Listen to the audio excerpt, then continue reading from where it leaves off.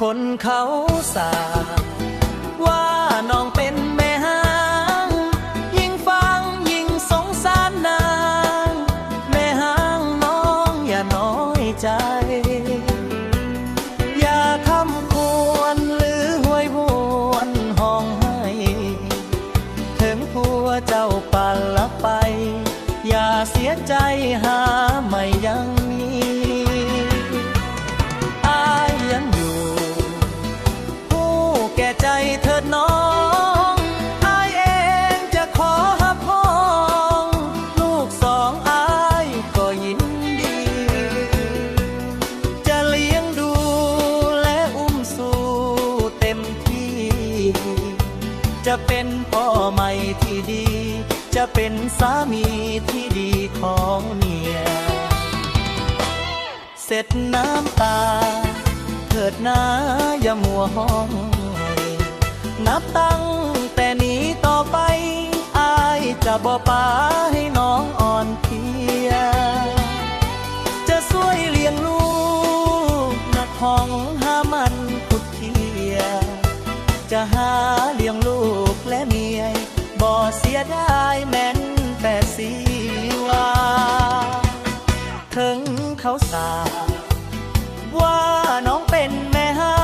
งก็สร้างเถิดนาน้องนาง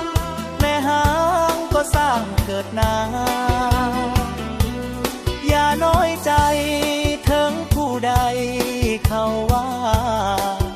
แม่ห้างเบิดสิ้นราคานักห้องบ้านนาคนนี้เห็น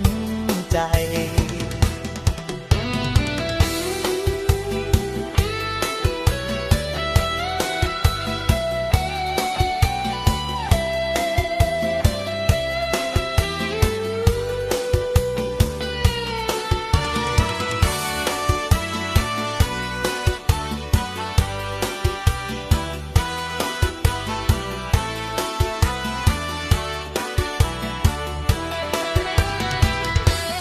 เสร็จน้ำตาเถิดนาอย่ามัวห้องไห้นับตั้งแต่นี้ต่อไปอายจะบ่ปาให้น้องอ่อนเพลียจะช่วยเลี้ยงลูกปลูกฝังหามั่งเกลียจะหาเลี้ยงลูกและเมียบ่เสียดายแม้นแต่สีว่าถึงเขาสาว่าน้องเป็นแม่ห้างก็สร้างเถิดนาน้องนางแม่ห้างก็สร้างเถิดนาอย่าน้อยใจถึงผู้ใดเขาว่าแม่ห้างเบิดสิ้นราคานักห้องบ้านนาคนนี้เห็นใจ